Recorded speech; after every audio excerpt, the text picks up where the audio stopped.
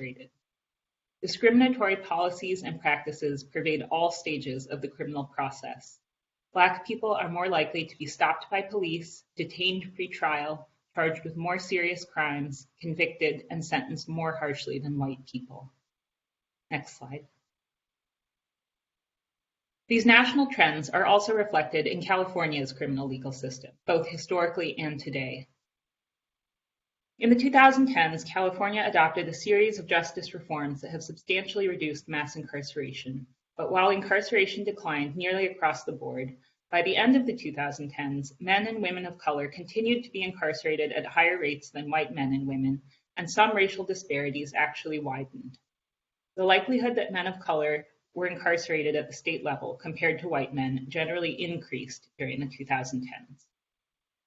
In 2019, Black men made up 28% of men incarcerated by the state, nearly 5 times higher than their share of all men in California, and Black women made up 26% of women incarcerated by the state, more than 4 times higher than their share of all women in California.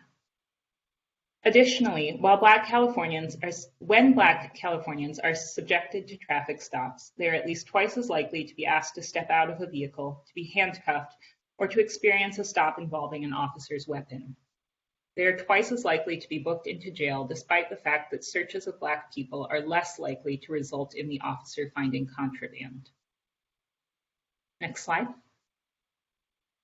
Because of the well-documented overrepresentation of Black people in the criminal legal system, the economic cost that system imposes fall disproportionately on Black people. These costs begin shortly after arrest with the requirement to pay money bail. Whether the person pays bail, almost always by paying a non-refundable fee to a bail agent, or whether the person remains in jail awaiting trial, they and their family experience enormous costs. Next slide. Money bail amounts in California are extraordinarily high.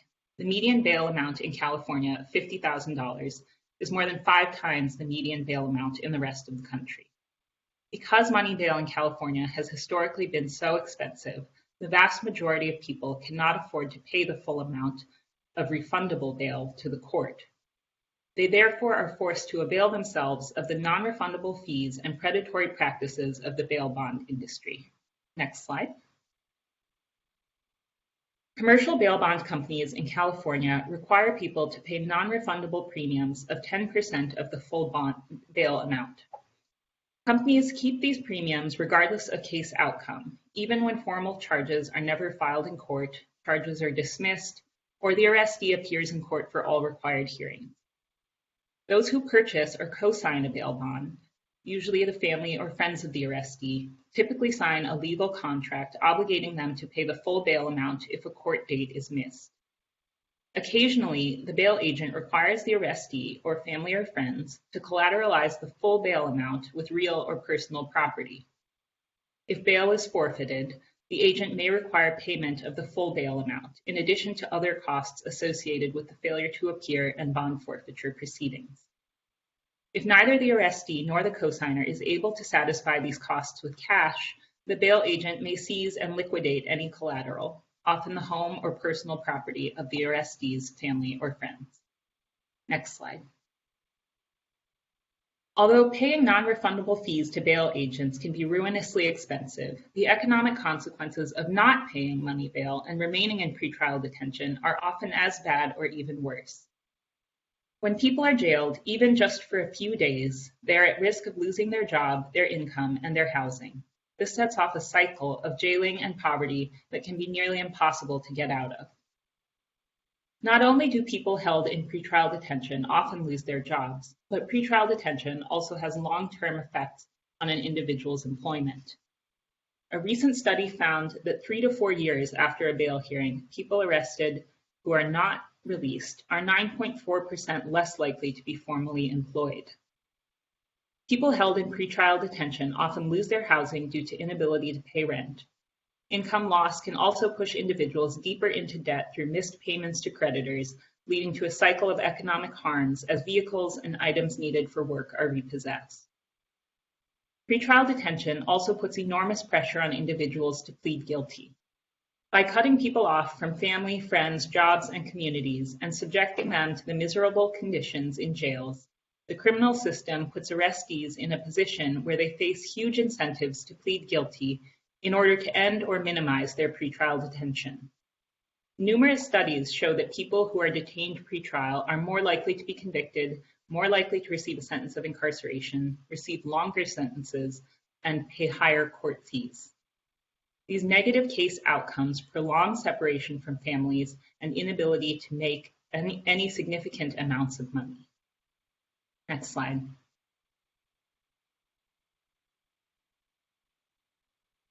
Next slide.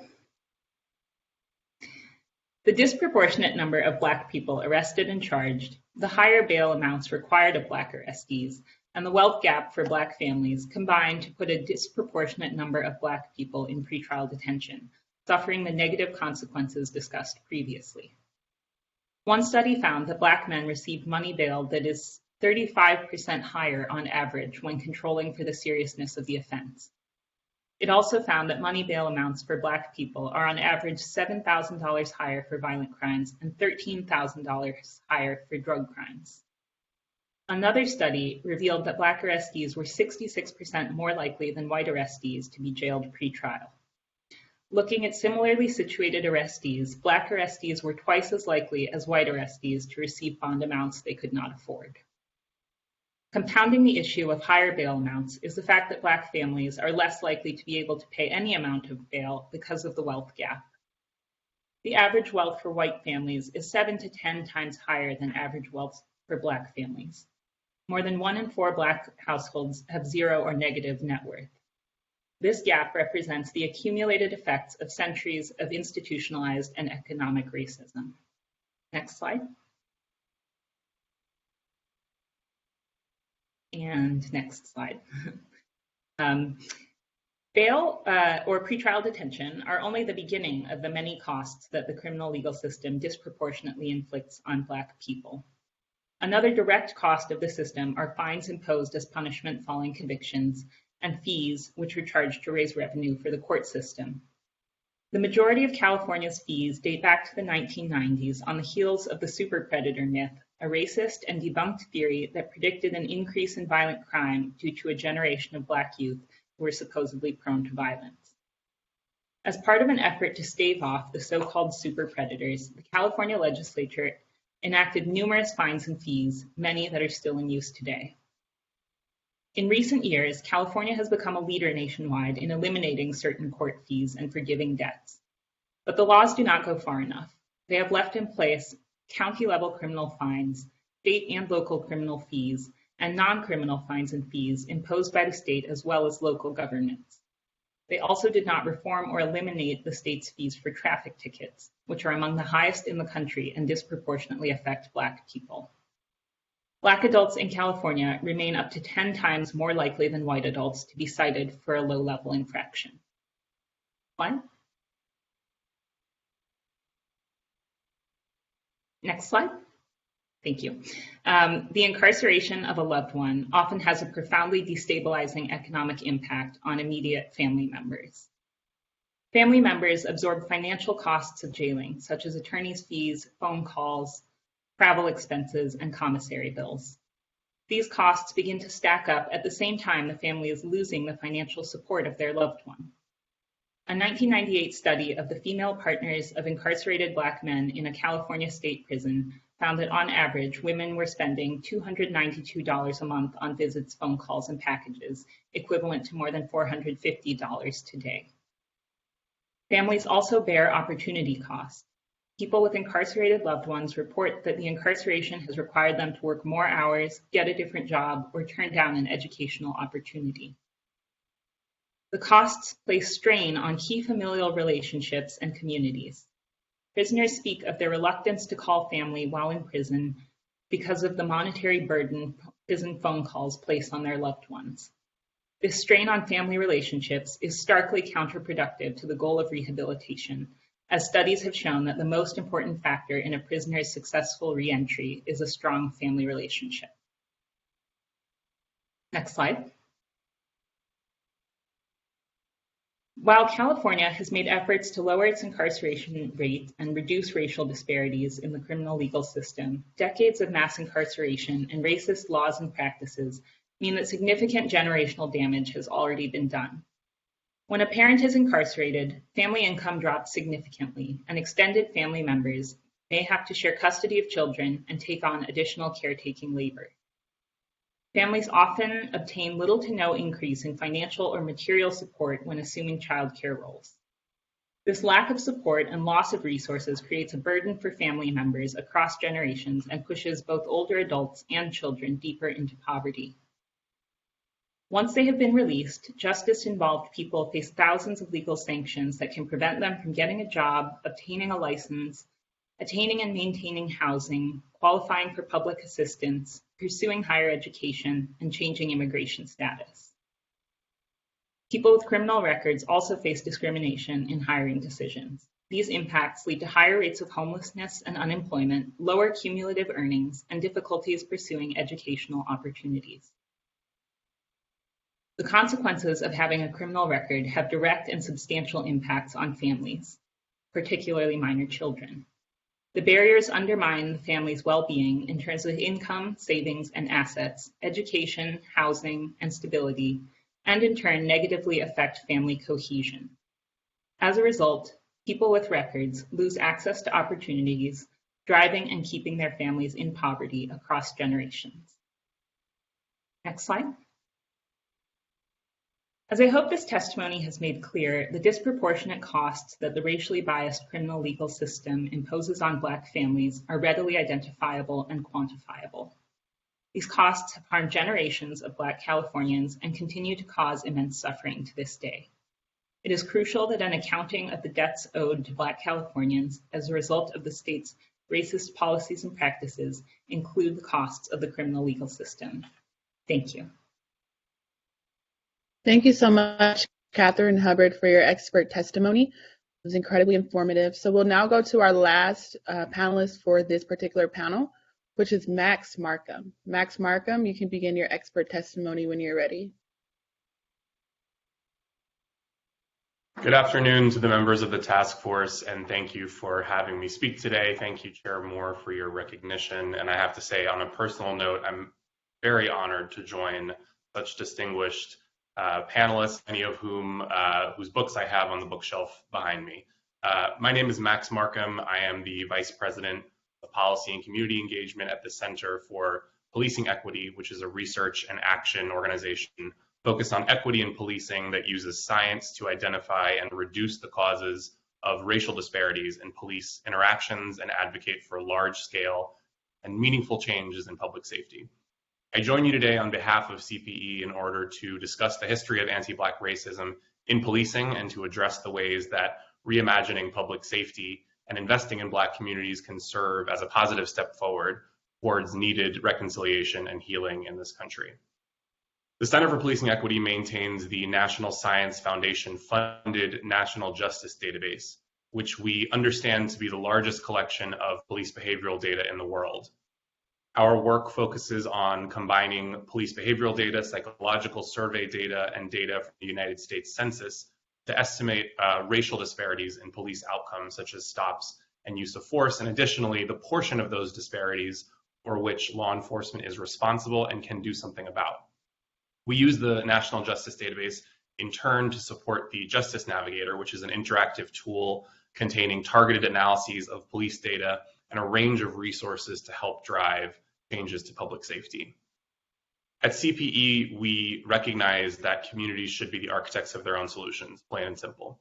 With that in mind, my team at CPE ensures that our work centers community voices and perspectives throughout our products, analyses, and policy recommendations. It is our goal to capture the community sentiment regarding public safety and highlight experiences while addressing community needs. To do this, my team conducts detailed interviews with community members as part of a comprehensive qualitative data collection effort that informs policy recommendations to police and local government partners. My team also ensures that communities can easily access and understand our organization's analytic reports, such as Justice Navigator assessments, which ensures accessibility and transparency. Likewise, our public safety redesign work in cities such as Berkeley, Ithaca, and St. Louis seeks to empower communities to express their needs directly and allows and supports them in crafting redesign recommendations and policy changes. I'll begin my testimony with a quick overview of policing, with the understanding this is surely not new information to members of the panel, but hopefully serves to contextualize our policy recommendations with also the understanding that there's limited time today. And then I'll turn to anti-Black bias in historic and current instances of policing and some policy highlights. The first policing organizations in the United States originated in the early 1700s as slave patrols, or vigilante-style groups of white men who enforced the practice of enslavement. They were selected and compensated by local governments, and they used systemic surveillance, terror, and violence to capture and return people who had fled slavery and deter uprising. In the following century, formal municipal police departments began in major cities such as New York and Chicago. These departments lacked training or standards, they were frequently corrupt, and they focused on controlling disorder along with crime. In the early 1900s, police departments were restructured and their goals were redefined to more closely resemble the police departments that we see today. By then, technology had made it easier for members of the public to contact the police directly, which effectively allowed officers to distance themselves from the communities that they worked in. By the 20th century, policing had evolved significantly, though the roots of racism in policing were not eradicated. After the Civil War, police departments throughout the South enforced oppressive Reconstruction-era Black codes, as we've heard already, which dictated how and where newly freed people could work, travel, and even live. In the 20th century, predominantly white male police officers in the South enforced Jim Crow laws. They ignored lynchings and they used violence in response to civil rights-era protests. In the 1980s and 1990s, an increased focus on targeting minor crimes through foot patrol and the war on drugs resulted in an increased number of officers on the street, especially in non-white communities. And likewise, sweeping penalization measures such as the Violent Crime Control and Law Enforcement Act of 1994, better known as the 94 Crime Bill, set the stage for mass incarceration and disparities in sentencing, many of which remain persistent sources of inequity today. And after the September 11th terrorist attacks, there was a further increase in local police budgets, militarization tactics, and surveillance authority in Black, Brown, and Muslim communities. Because of these policing tactics, as well as other changes to the criminal justice system, there was a fourfold increase in the number of people incarcerated and imprisoned between 1980 and 2009. Today, there are more than 1.1 million people employed as police across approximately 18,000 law enforcement agencies nationwide. However, while local police agencies in cities have officers patrolling the street and are tasked with maintaining order and enforcing the law, serious crime is typically not a large driver of community calls for service or of police activity. In one analysis of police departments' work, it was found that 4% of officer time was spent on serious crime. And depending on what resources exist in communities, police are often tasked with a wide range of other duties, from mental health crises to responding to weather emergencies. In California, like many other states, redlining and discriminatory mortgage and lending practices deprived Black Americans of access to neighborhood capital, healthcare, social services, and quality education systems, underscored by the belief that Black people would bring crime and undesirable activity into neighborhoods. As many of your other expert witnesses have testified, and far more eloquently than I, the legacy of these racist housing and economic policies has resulted in stark racial disparities in wealth, in home ownership, in health, and education outcomes that are all visible in many California communities and frequently deepened by infrastructural and environmental disinvestment. These same communities who have felt the historic impact of disinvestment also tend to be the most heavily policed and overly subject to punitive criminal policies, which in turn spurs a cycle of distrust of government and lack of participation in government. Thus, the unique needs of these communities are frequently underrecorded, and the power and strength of the community goes underutilized. The American public and Black Americans in particular have very low trust in police. Nearly 50% of Black Americans have little to no confidence that local police treat Black and white Americans equally, and for good reason. Black people are disproportionately more likely to be stopped by the police, more likely to have police use force against them, and are more likely to be killed by police, especially when unarmed, as previous witnesses have indicated as well. And it should surprise no one to hear that an increased risk of police violence can and frequently does result in individual and collective trauma, which exacerbates all of the aforementioned community disadvantages. And likewise in California, anti-Black racism is a root cause of mistrust between law enforcement agencies and the communities that they're sworn to protect and serve. A routine traffic stop of two Black teenage brothers in the neighborhood of Watts in Los Angeles in 1965 erupted into a fight between the community and police and led to 34 deaths and thousands of injuries and arrests. As they were known, the Watts riots drew attention to the fact that a white police force patrolling the neighborhood was not representative of the community that it served, in addition to the brutal tactics of the militarized Los Angeles Police Department. Less than 30 years later, the culture of brutality and racism was brought again to the forefront of the public eye after the acquittal of 4 officers caught on tape brutally beating Rodney King in the course of an arrest. Technological advances and the highly public nature of police use of force incidents over the past decade have once again called increased attention to the dangerous implications of biased policing for Black American safety. In the 2009 execution of an unarmed Oscar Grant by a Bay Area rapid transit officer in Oakland led to uprisings in the Bay Area and served as a very important precursor to the movement in defense of Black lives and well-being. But to understand the factors that create inequitable policing, it's important to first understand how deeply ingrained cultural stereotypes can influence people's perceptions and behavior. Due to these stereotypes, people automatically associate Black people with criminality, with aggressiveness, and with danger. People perceive a neighborhood's crime problem to be worse when more Black people, particularly young Black men, live in it, even after accounting for differences in actual crime rate. And people also view Black children as older and less innocent than white children of the same age. This is a concept known as adultification and anger bias and can lead to Black children's emotional expressions to be misperceived as angry or aggressive, increasing the likelihood that Black children will be subject to harsher treatment by law enforcement and in schools. These stereotypes that I listed have consequences for encounters between police and members of the public. Stereotypes can lead people to interpret the same facial expressions or behaviors as more hostile or threatening when looking at a Black person as compared to a white person, and can affect how people perceive another person's speed and motion. Racial bias can also influence how accurately and quickly people identify the presence of weapons, making people more likely to shoot unarmed Black people than unarmed white people in simulations, especially when they're new to shooting. However, police departments can play an integral role in reimagining public safety and shifting the narrative away from overly punitive or deadly measures that can lead to disinvestment in Black communities. When departments understand the factors that increase risk of disparate policing, they can in turn take steps to address them. For example, setting and enforcing clear, unambiguous expectations of officer behavior is one important way for departments to promote equity. Creating clear norms of expected behavior can make officers more likely to treat people fairly. Officers working under more restricted use of force policies, for example, have been shown to use force less readily than officers working under less restrictive policies. Norms and rules, obviously, however, can only go so far, and effective accountability mechanisms are a crucial pairing. For an example of the effect of accountability, we can turn to New York, where the New York Police Department requirement to document all stops appears to have limited unnecessary stops because it increased officers' perceptions that their decisions were under increased scrutiny and had a higher risk of sanction.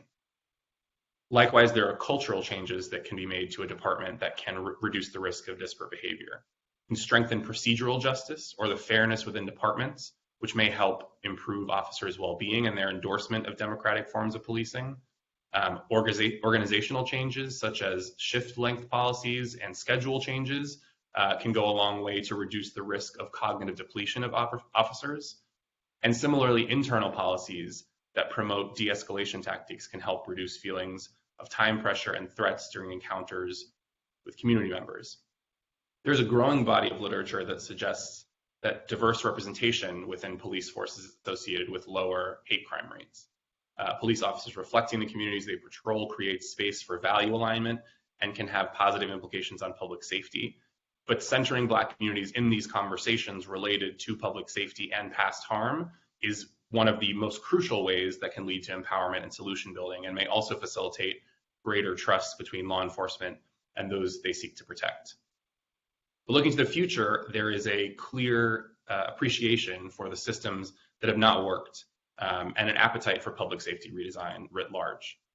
Nationwide demonstrations against police violence have created unprecedented conversations around the allocation of public safety resources in American cities.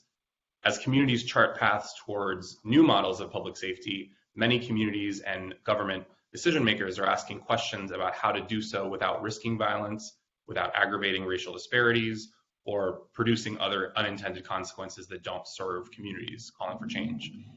Communities can and should feel empowered to assess what resources, police or otherwise, are required to fill their community's needs while identifying neighborhoods most in need of additional investment.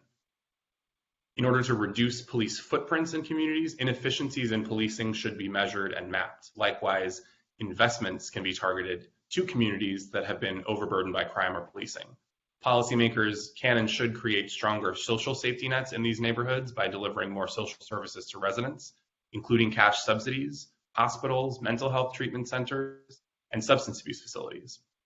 Policymakers can also invest in and provide credit to local businesses such as grocery stores that enhance community well-being. Community input must be broadly sought throughout community surveys to help quantify the exact kinds of services needed and not oversaturate communities with services that they are not asking for and do not need. Policymakers should create spaces for conversations, physical conversations, in-person conversations with community members to obtain their input on public safety services and policy. But in order to prevent violence and create safer communities with smaller law enforcement footprint, we can use and invest in community resources. Community-led violence intervention programs, for example, like Life Camp in New York, and community-led crisis intervention teams like the CAHOOTS program started in Eugene, Oregon. CAHOOTS stands for Crisis Assistance Helping Out on the Streets, CAHOOTS in Eugene, Oregon, show promise as low-cost, community-centered, and nonviolent alternative responses. Similarly, community navigator model like the one in Minneapolis allows trained city employees instead of police to respond to victims of crime, of homelessness, or other concerns where there is not an immediate threat of violence. Similar community-centered response models exist around the country and the globe. And just as a last example, there are targeted cash subsidies that can mitigate these risk factors. Basic income programs like the SEED program in Stockton, California have shown a lot of promise in improving the wellness, financial stability, employment, and mental health of the participants, and may in turn help to reduce violence and crime in communities. Only police departments that understand the factors that cause disparate outcomes can help build equity. This is a necessary acknowledgement, and it provides that a path towards healing is possible through a reimagined public safety system that does not criminalize Black people and create disparate outcomes, but instead centers community and takes a holistic and historically informed approach to public safety. Again, on a personal note, I want to thank the task force members and members of the public for your time today. I appreciate the depth and breadth of expert and personal testimony that this body has thought over such a prolonged period of time to truly address meaningful and structural opportunities for healing in the country. And I look forward to further discussions and collaboration. Thank you very much.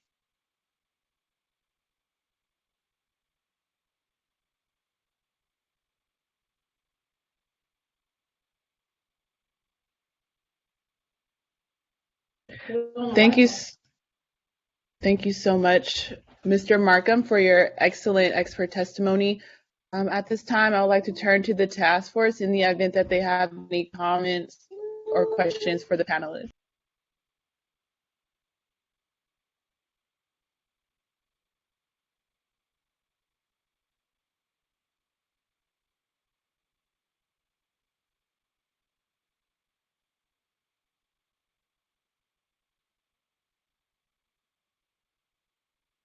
Mila, I just want to thank the panelists. Thought the testimony was excellent. Thank you so much.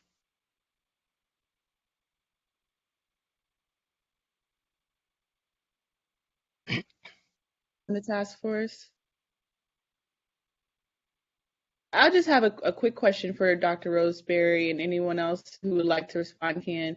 Can you speak about any potential redress recommendations as it relates to systemic changes in and guarantees of non-repetition. I'm sorry, I heard you say systemic changes. I didn't hear the last part of your question. And then I guess you could say comparing systemic changes to the idea of guarantees of non-repetition. Yeah, I think your question was systemic change in the area of non-representation as in indigent cases.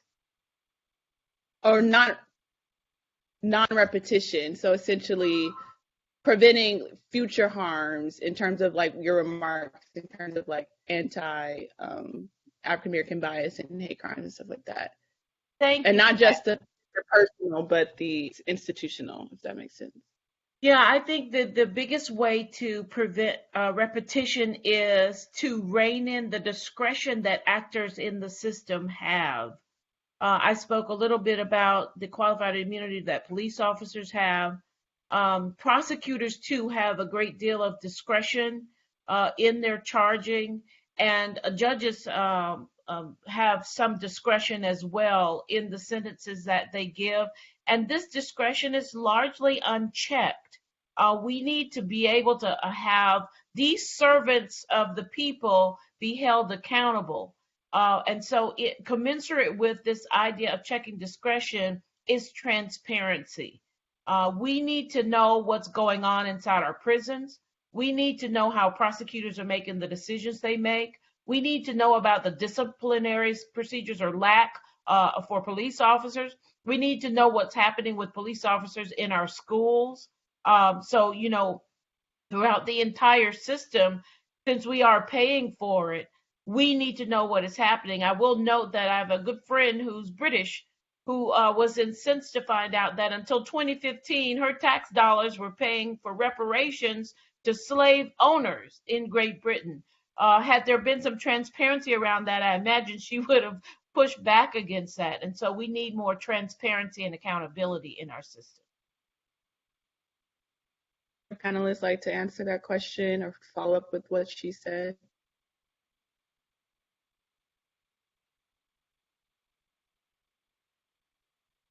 Any other task force members have any last comments? Not. Thank you so much to our esteemed panelists for providing personal and expert testimony. I have my hand up. I'm sorry, I didn't see you. Member Rose, you're recognized. Thank you. This question is perhaps primarily for Max Markham, but actually for any of the panelists. And first and foremost, thank you for the information that you shared. It's been very helpful. My question really goes to the issue of prevention and what role you see prevention playing in addressing some of these examples of anti-Black racism, and not only just prevention, but prevention that centers the community in the efforts. For example, like in Los Angeles, the use of GRID, where you have community members who are central to efforts at violence prevention. And then also perhaps the role of community organizers helping to bring the community to the table to have input on prevention strategies, as opposed to some academic coming up with something based on their theoretical understanding of what prevention is about.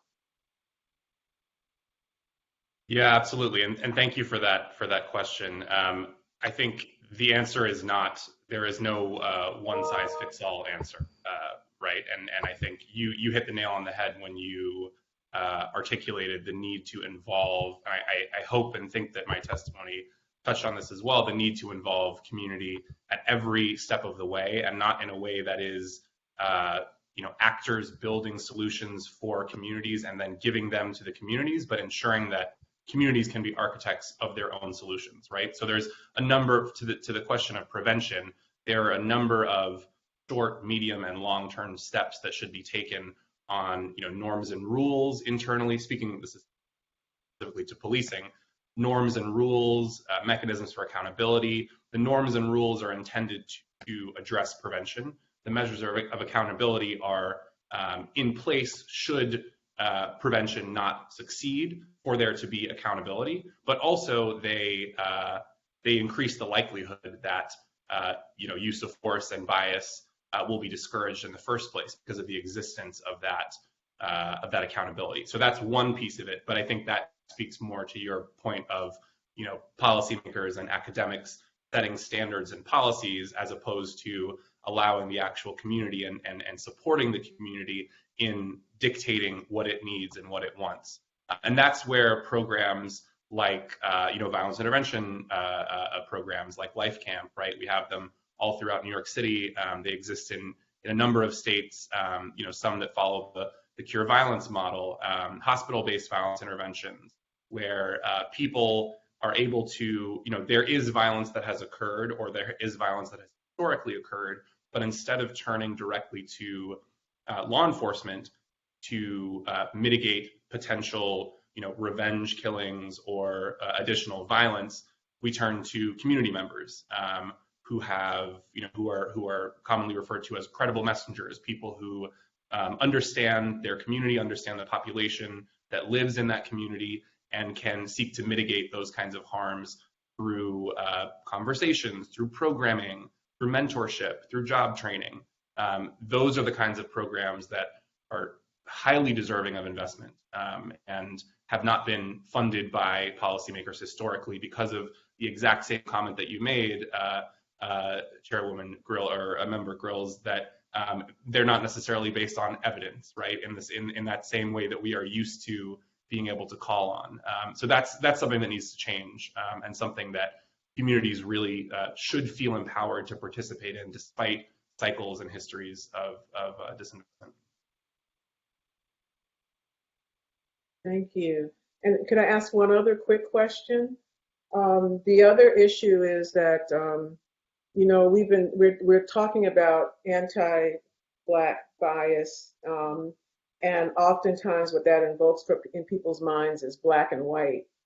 But the truth of the matter is that we've got this white adjacent pecking order that all racial groups are trying to get as close to white adjacent as possible and as far away from black as possible, which means that everybody ends up drinking some of the Kool-Aid of white supremacy. And in that regard, one of the things that we're facing in the LA county jails is, particularly in the women's jail, is the issue of anti-Blackness directed against the Black women incarcerated. And it's not coming from the white officers as much as it is from the Latinx officers or, sheriff staff. And so do you see any role for and any potential effectiveness for training around anti-Blackness? Do you think that's going to move the needle, or should we just stay closer to policies? I'd like to answer that. So, Darius Young, one of the things that I would say is this, right? First of all, you need to continue to have training, but I would also say this: you can't out-train somebody how to be unbiased or have these racist attitudes, because we have to understand, right? This was laid out, for people, white people, Latinx people, whoever you want to call it, years and years ago, when they came out with these theories on Black inferiority. So let's make that, and so when you talk about training, you can't out-train a person's heart. So in that regard, you keep on doing the training, but the other thing is to hold people accountable. And if people are held accountable, they have to be held accountable. And I do think that within this system of oppression, people do not get held accountable, especially in the criminal justice system. It gets passed along because sometimes, well, most of the time, when you're dealing with the state prisons and county jails, it's kind of like operating behind the Iron Curtain, because people get away with more than what they're held accountable for and what gets reported, because people just aren't looking, because it's a thought, well, we're not violating anybody really, because all they are just like products, shipments, cargo or whatever. And so it takes somebody to have to stumble over something real atrocious in order for us to be investigations, in order for people to truly be held accountable. Thank you. I'm sorry.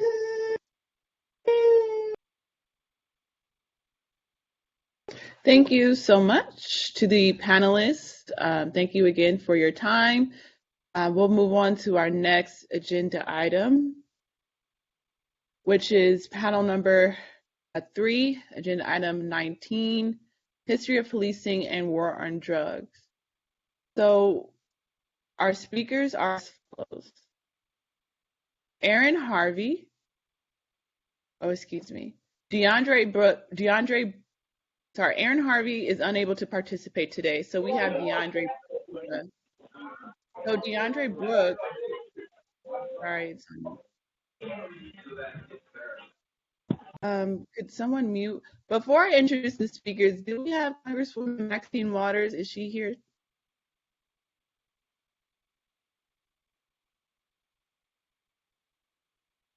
Okay, she was listed as to be determined, but I don't think she's here today.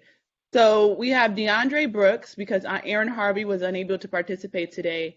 Brooks spent his young adult years incarcerated, but decided to take control of his future and manifesting a new life for himself. He is now pursuing a Master's of Public Administration from San Diego, where he received his bachelor's degree. He is a member of San Diego Commission on Gang Prevention and Intervention and a Juvenile Justice Program Associate at the Children's Initiative in San Diego.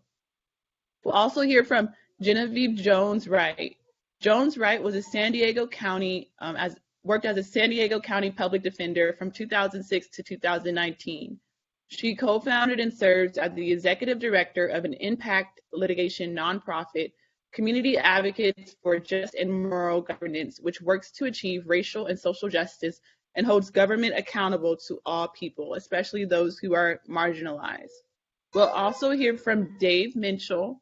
Dave Minchell is a criminal defense attorney and a president of Vital Projects Fund, a charitable foundation that seeks to end mass incarceration with a focus on curtailing cruel and excessive sentences, holding police and prosecutors accountable, ameliorating barbaric prison conditions, and reaffirming the humanity of incarcerated people.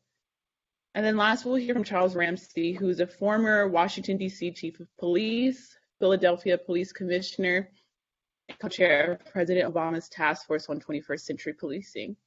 So without further ado, DeAndre Brooks may begin your testimony.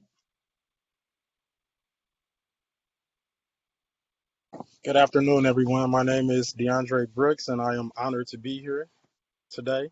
I wanted to speak to policing and the war on drugs and the effect and impacts it's had on myself and my community alike. And I just want to say that it created a lot of fatherless homes, single-parent homes, which caused individuals like myself and my friends to kind of gravitate toward the street life and to join gangs.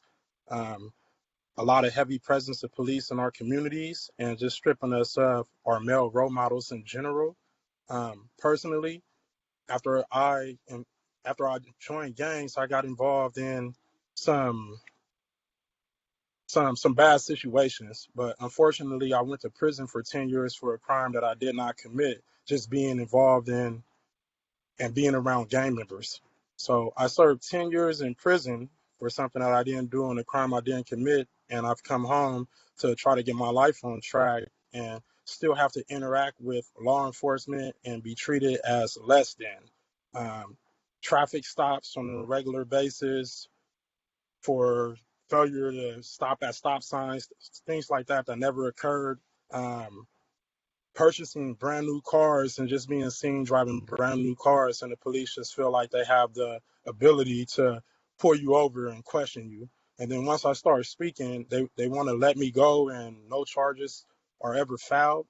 But just the fact that you have to go through that in your communities and that heavy presence is there, It makes the community not like law enforcement, and it kind of just continues to put the community in a position to where they feel as if we're just not supported all the way around. And I definitely appreciate you guys for having this panel and touching on these issues. I've been listening to a lot of the data that's come through.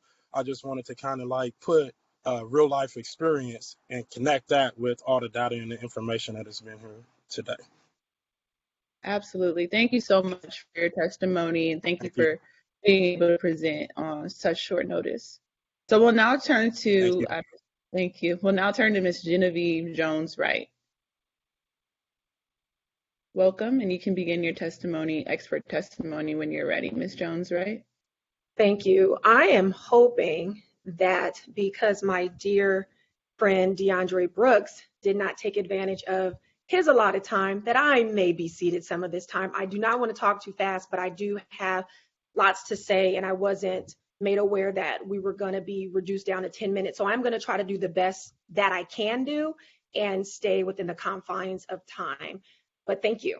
My name is Genevieve Jones-Wright, and I really want to thank you for this opportunity to present testimony on the history of policing in San Diego.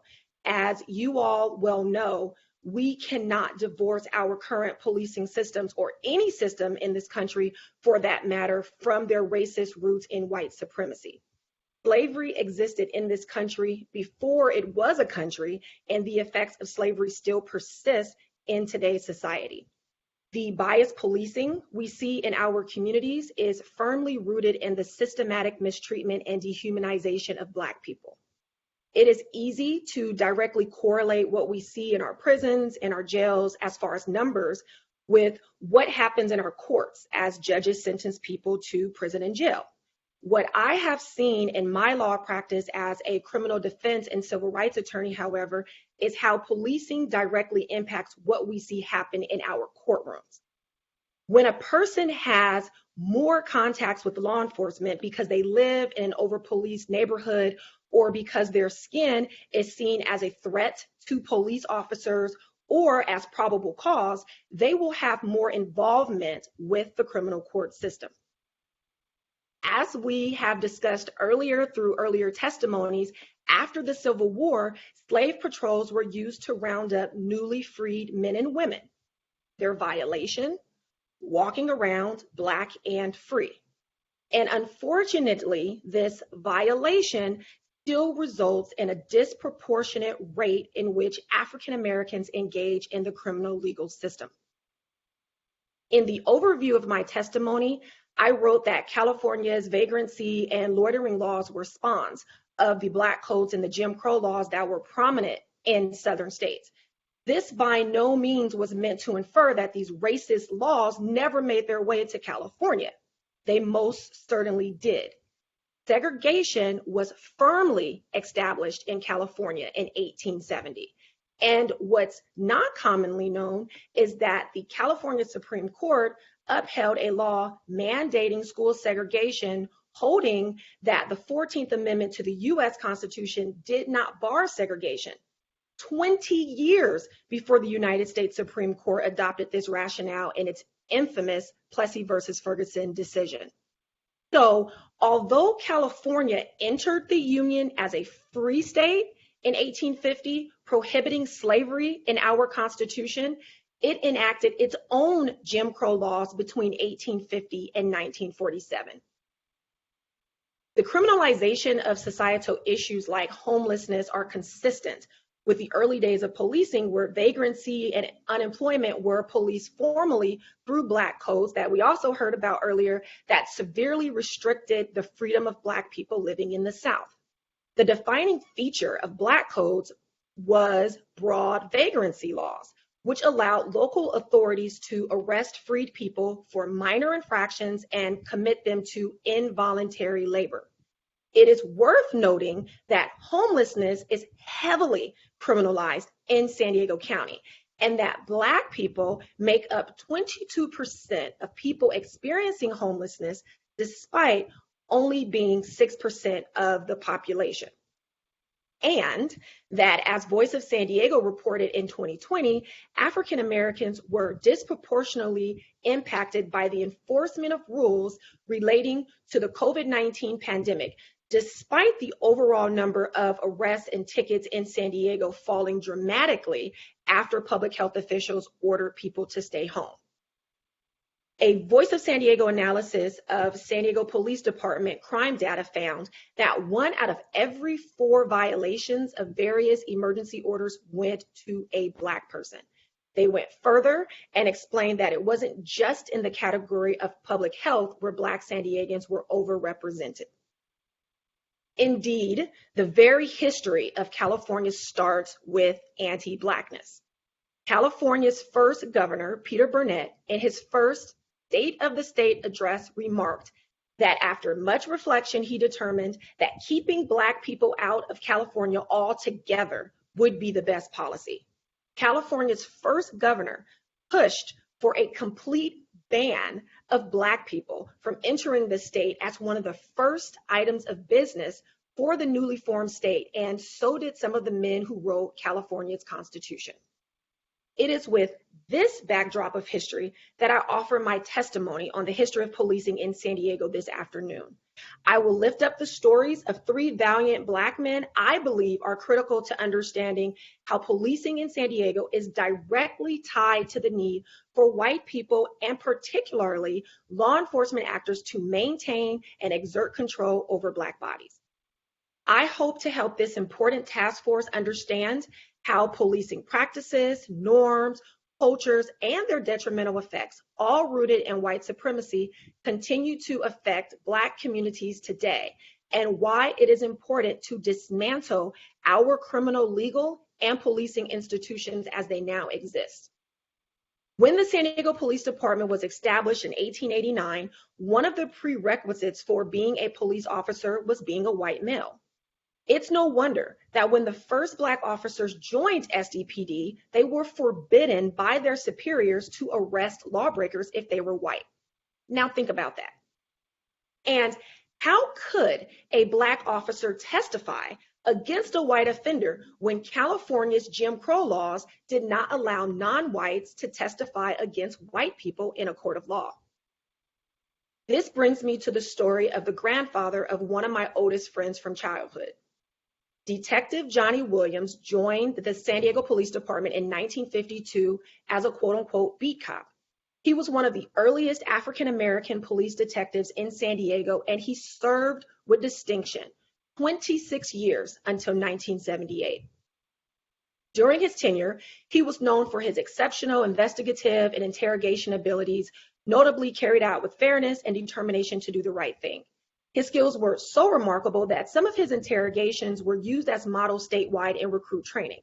As outstanding as he was assigned to work only with other African American officers and only in cases that involved African Americans for many years on the force. And as a matter of policy, he was expressly prohibited from arresting white offenders. Being the honorable man he was, he took his oath seriously, and Detective Williams did not comply with that prohibition. These were the stories that he told his children and grandchildren. And these stories of discriminatory practices within SDPD were later confirmed in an interview published in 1996 through the words of Detective William Ritchie, who joined the San Diego Police Department in 1935 before Detective Williams. I share with you about Detective Williams to illustrate how profoundly policing is rooted in white supremacy. If a Black officer was not worthy enough to confront or arrest a white man who was breaking the law, how will a Black man or woman be seen as worthy of respect and human dignity when encountered by a white cop on his beat? What prevents the actors within police institutions from treating every Black person they see as a criminal or as a threat or a gang member who needs to be neutralized? Which brings me to the story of Sagon Penn. On May 31st, 1985, Sagon Penn, a 23-year-old Black man, was driving his car in the Encanto neighborhood of Southeast San Diego, where I live, when he and his passengers were racially profiled as gang members by 2 San Diego police officers, Donovan Jacobs and Tom Riggs. despite none of them being involved in gangs or having a history of doing so. Upon being stopped, Penn, a beloved member of the community and a prolific martial artist, was met with what was intended to be offensive and provocative gang language before he was asked for his ID. What ensued was a beat down by Riggs and Jacobs, who began to kick, punch, and beat Penn with a baton. Despite Penn being on the ground with an officer on top of him, holding him down, and him yelling, "I give up, you've got me now," the officers continued to beat him. Penn defended himself as he had every right to do, managed to block some of the officers' blows, and gained possession of Jacobs' revolver, killing Jacobs and injuring Riggs and their ride-along passenger. Penn was also wounded during this episode of gratuitous police violence. Notably, a fellow officer testified in support of Penn and testified that Officer Jacobs was a quote-unquote racist hothead. The San Diego Police Department and its chief, never ones to engage in self-reflection in any meaningful way, criticized the DA for not seeking the death penalty and denied any wrongdoing on the part of the officers. After 2 trials, Penn was acquitted of the murder, attempted murder, and manslaughter charges. Not only was the Black community outraged about the police abuse that unfolded during Penn's traffic stop, but so was the judge who presided over the trials. Law enforcement's flagrant abuse of Penn that night was not unique to Penn's situation. It was emblematic of the day-to-day interactions between members of San Diego's law enforcement and the residents of southeastern part of San Diego, which houses the greatest concentration of Black residents in the city of San Diego to this day, as DeAndre Brooks just spoke about.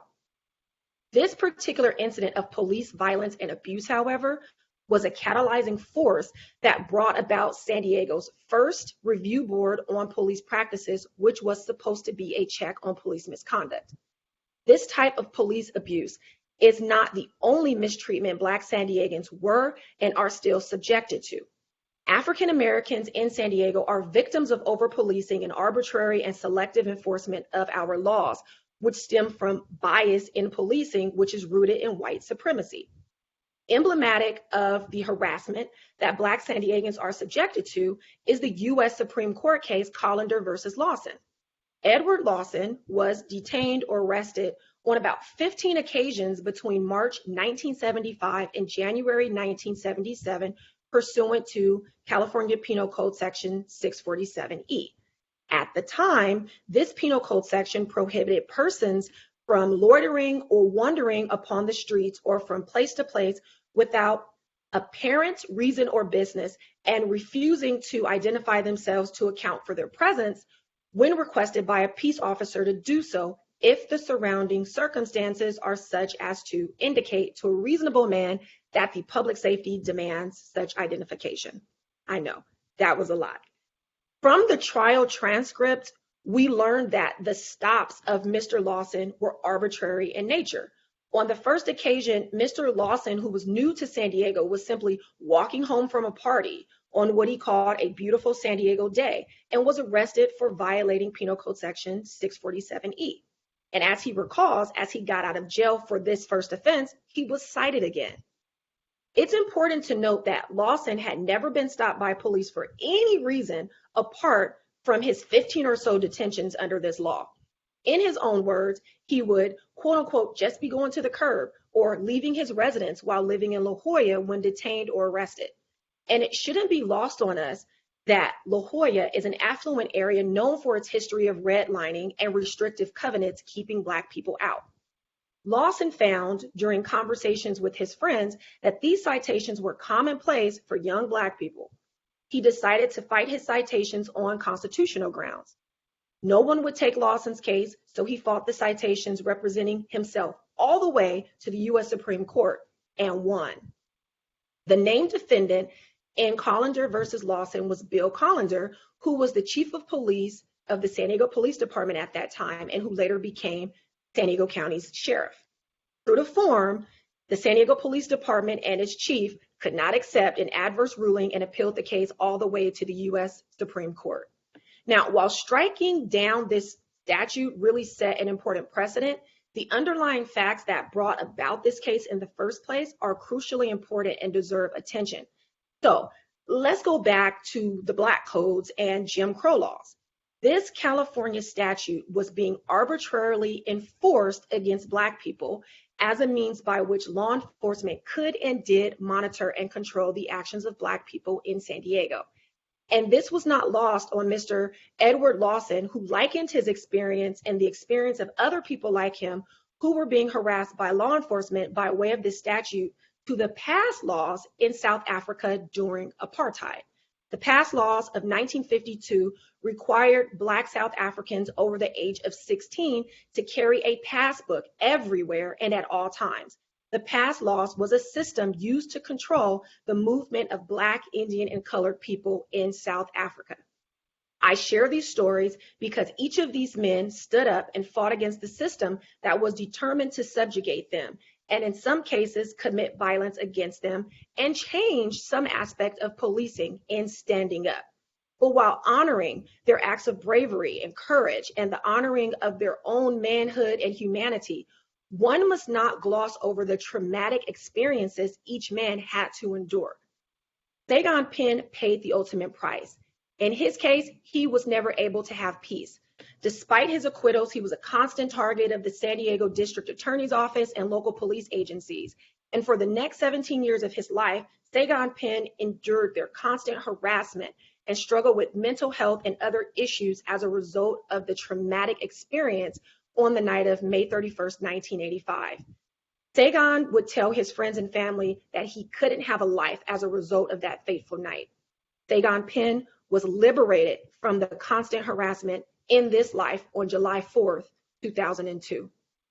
Finally, in honoring their stories, we must also acknowledge not only that white supremacy underpins our policing institutions and systems, but also the need to rid ourselves of it.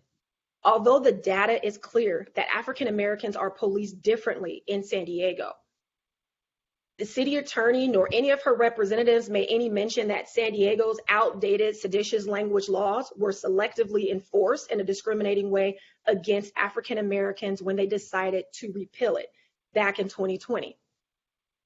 And even after commissioning their own reports that confirmed that Black drivers are stopped and searched disproportionately when compared to their white counterparts, both the San Diego police and sheriff departments have doubled down on their arguments that these quote-unquote disparities don't equate to bias or discriminatory policing. We know that given the history of policing in this country and in this state, we cannot separate the fruits we see from the root of white supremacy and institutionalized racism. For this reason, I ask that this body consider proposals that will result in a complete reimagining of our criminal legal and policing systems and address collective trauma. I don't believe that we have two justice systems. I don't believe that this country is home to any justice systems. I also don't believe that our criminal legal system is broken. It is working the way it was intended. That being said, I thank this task force again for allowing me the opportunity to share a few thoughts and, of course, for undertaking this great work.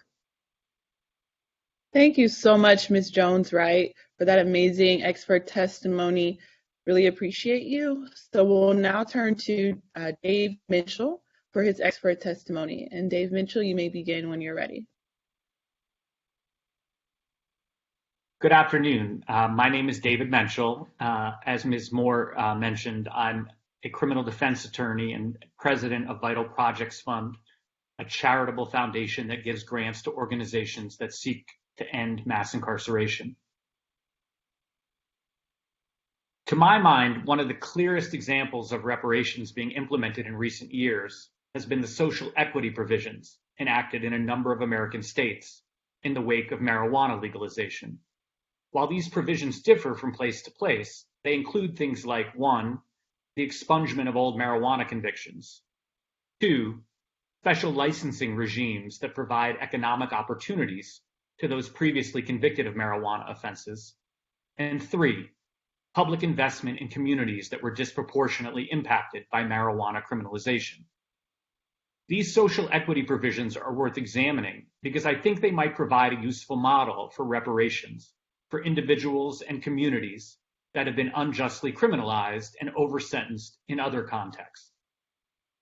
Generally speaking, when we make changes to the criminal law, we don't provide reparations to those previously convicted and sentenced under the prior legal regime.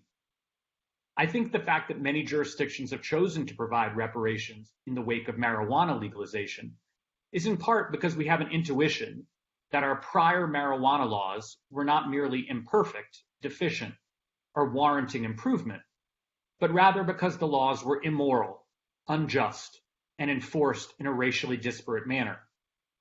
In other words, I think these reparation provisions reflect the fact that our culture has had a moral awakening with regard to marijuana criminalization. An awakening perhaps not unlike the moral awakening that accompanied the abolition of slavery and the end of Jim Crow. And we have a sense that that awakening creates an accompanying moral imperative: provide reparations to those who were victimized. I would further submit that if we look carefully at some of the other criminal justice reforms California has made in the past decade, there are other changes that might fall into this category, where we might say that the reforms reflect not merely an effort to fix deficient laws, but rather a deeper moral judgment that the prior laws were cruel, unjust, and racist. And like with marijuana, we should consider reparations to individuals and communities unfairly impacted by those laws.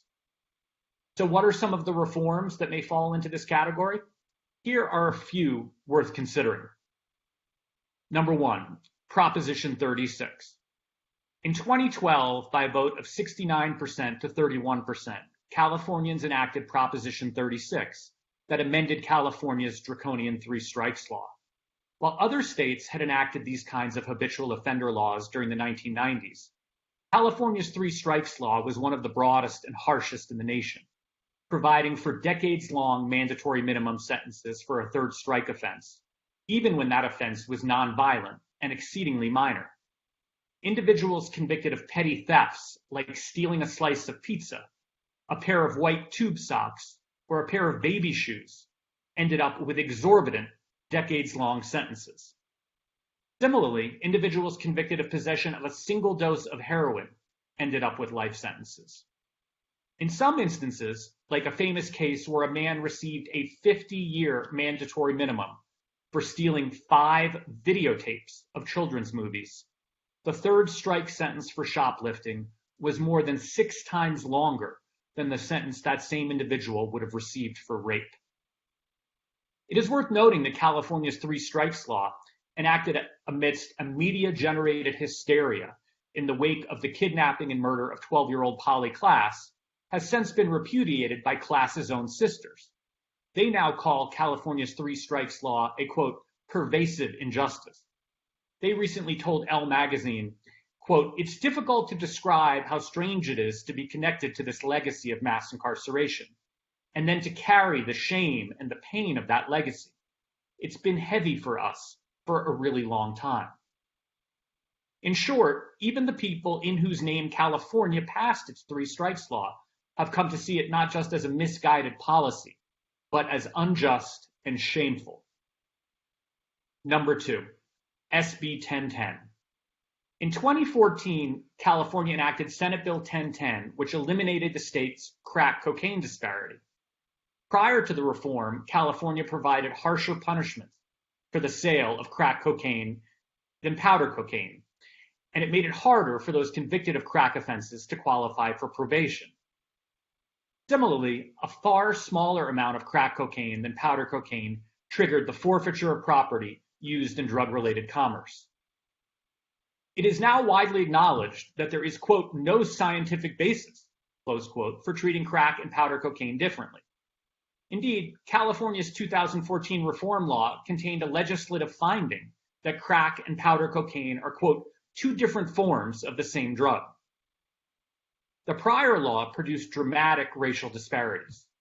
77% of those imprisoned for crack offenses were Black, whereas less than 2% were white. Number 3, SB 1437. In 2018, California enacted Senate Bill 1437, which amended the archaic felony murder rule and the natural and probable consequences doctrine dramatically narrowing the circumstances in which people who neither kill nor intend to kill can be convicted of murder as though they were the actual killer. The Reform Bill recognized the inherent unfairness of pre-existing law and provided retroactive relief to those who had been convicted prior to the reform's enactment.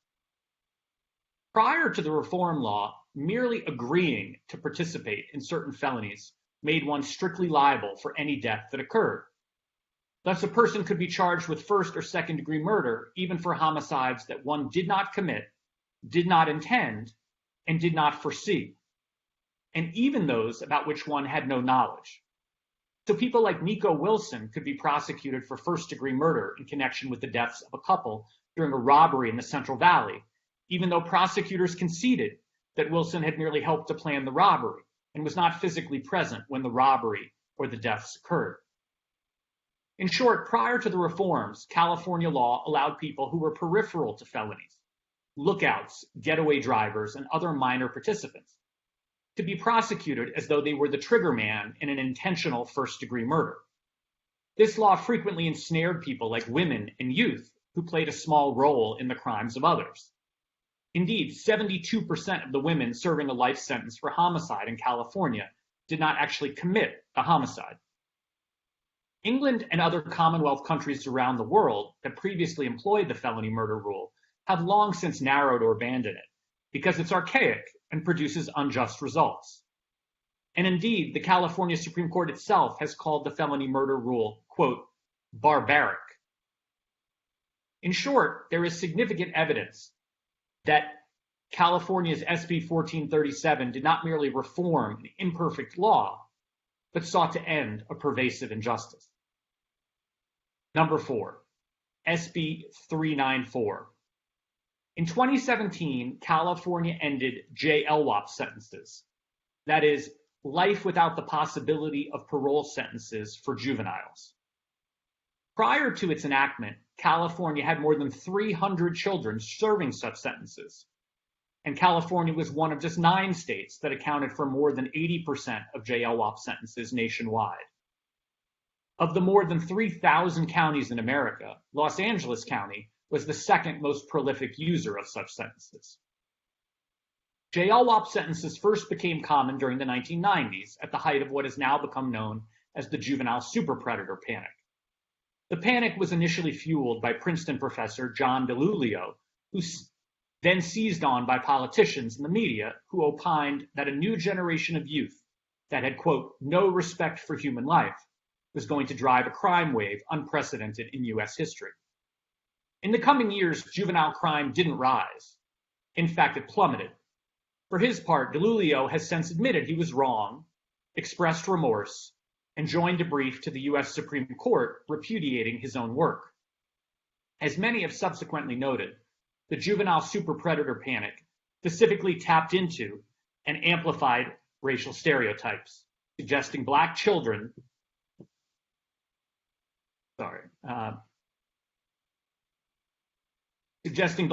were predatory and prone to criminality. And in fact, among children arrested for homicide, black kids were twice as likely to be sentenced to JLWOP as white kids. In California, black youth were 18 times more likely to receive such a sentence than white youth.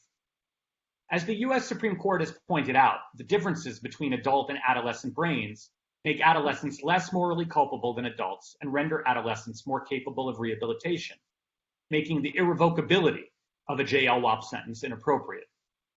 Indeed, brain science shows that adolescents are more susceptible to impulsivity, risk-taking behavior, and peer pressure, and less likely to weigh the consequences of their actions than adults, because their brains are still developing. In California, more than half of the children who received the sentence did so as part of a crime with an adult, and in many cases, the child played a peripheral role. For these reasons, in recent years, more than 30 U.S. states have abandoned the practice of sentencing children to JLWOP in law and in practice, and the U.S. remains the only nation in the world that allows JLWOP at all. In short, California's SB 394 that eliminated such sentences might reasonably be seen as a moral awakening, not merely a practical change in the law. In conclusion, the 4 changes to the law that I've discussed are merely illustrative of a broader point. that as we look at the era of mass incarceration and begin to make reforms to the criminal law, some portion of these reforms will reflect an intuition that the laws being changed were not merely deficient or warranting improvement, but were barbaric, immoral, and unjust. And when a law falls into that second category, when we have a moral awakening, we have a moral responsibility to repair the harm we have done through reparations, like giving special economic benefits to people who were victimized and special economic investments into communities that suffer disproportionate enforcement. Thank you. Expert testimony. Our last panelist for this particular panel is Charles Ramsey. So without further ado, Mr. Ramsey, you may begin your expert testimony. Thank you. Okay, well, thank you very much and good afternoon. It is still afternoon in California. I'm in Philadelphia, so a little different time zone. But thank you so much for inviting me to participate on this panel. I'll try to keep my comments as brief as I can to allow for time for questions. Having served on a commission, I know what it's like when you have the panel testimony and you're anxious to ask a question or two and you have to kind of wait till the end. So I'll do the best I can in trying to keep it short. My name is Chuck Ramsey. My background is in policing. I started my policing career. I'm a native Chicagoan. I began my policing career in Chicago in 1968 as a police cadet. I spent 30 years as a member of the Chicago Police Department. I left in 1998 to become police chief in Washington, D.C., where I served for nearly 9 years, retired very briefly, and then took on Philadelphia, where I served as police commissioner for 8 years. It was mentioned early on during the introductions that in 2015, I had the honor of serving as co-chair of President Obama's task force on 21st century policing, which came about in the aftermath of Ferguson, Missouri, Michael Brown and Eric Gardner in New York. President Obama at the time wanted to have a in-depth review of policing with solid concrete recommendations. And we did produce a document with some 92 action steps, 61 recommendations, which many departments are using to this day.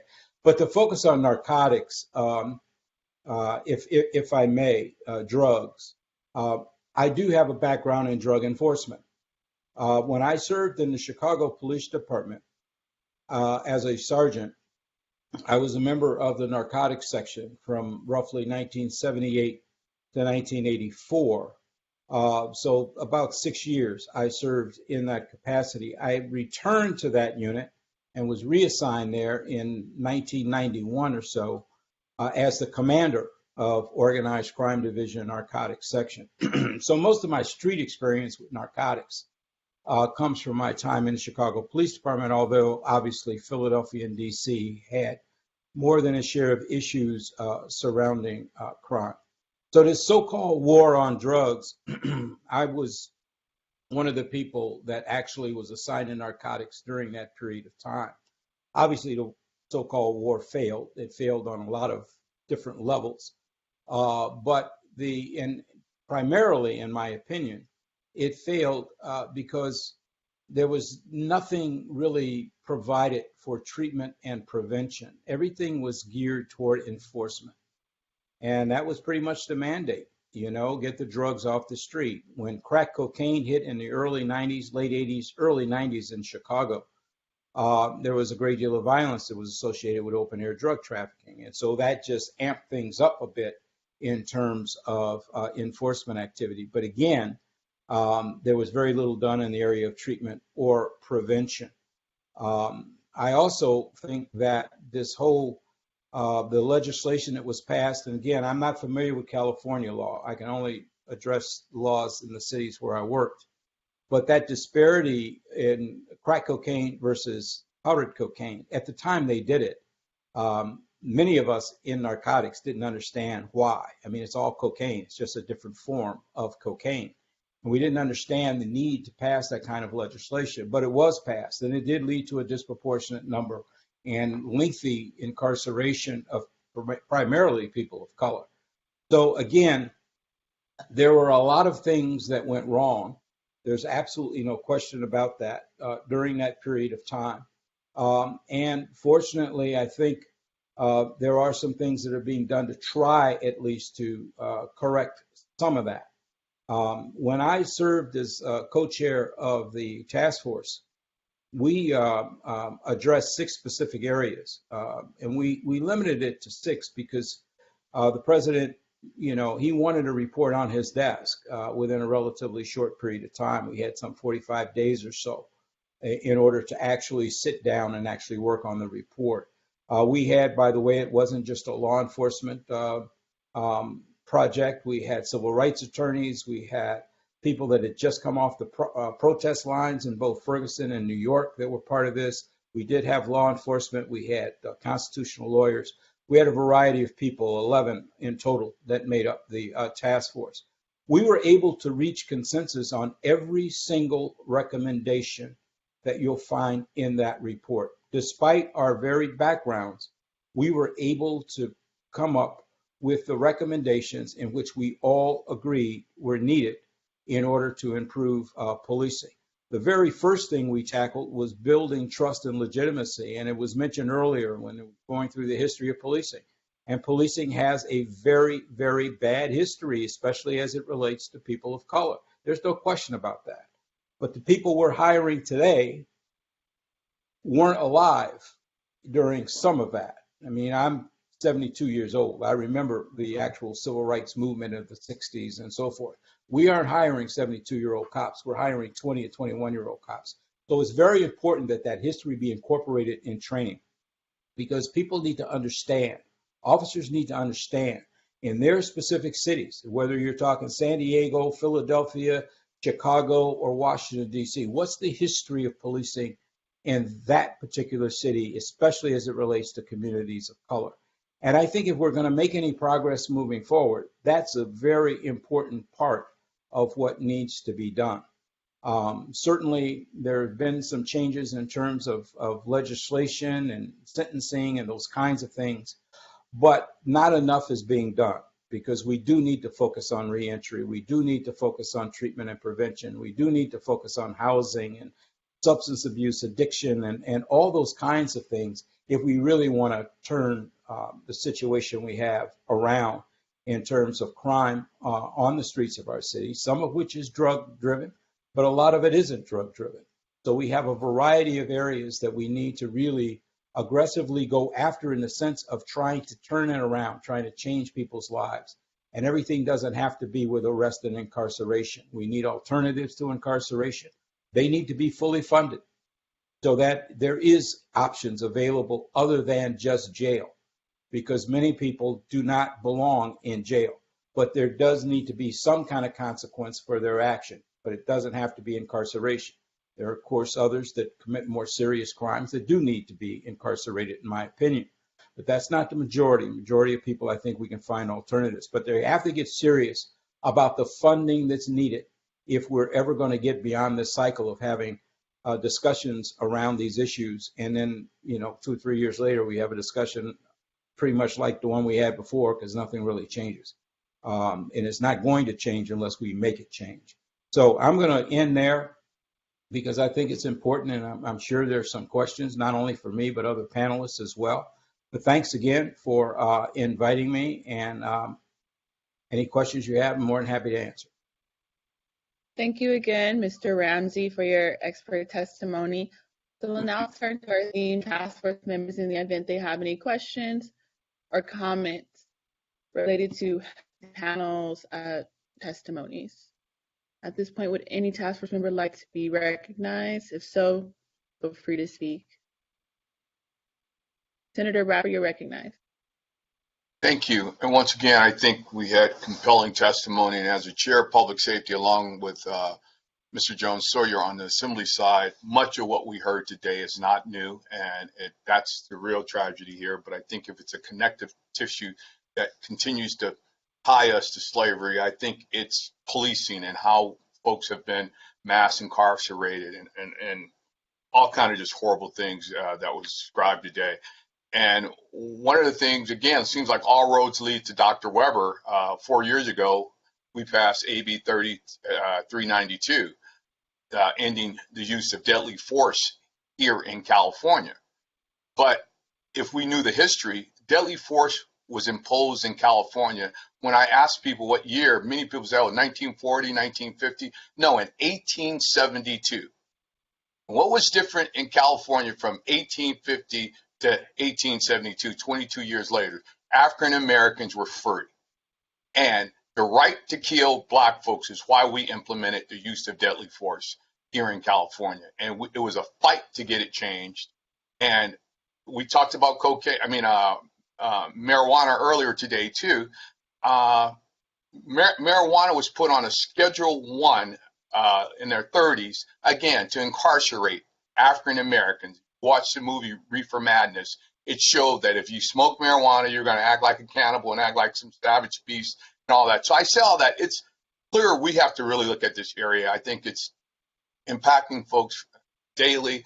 And that's why much of the legislation I've done since I've been here is in the area of police reform last year with SB2, allowing us to get rid of these bad cops who continue to violate the law, abuse population. Again, the majority of people, African American. I'll just stop on this.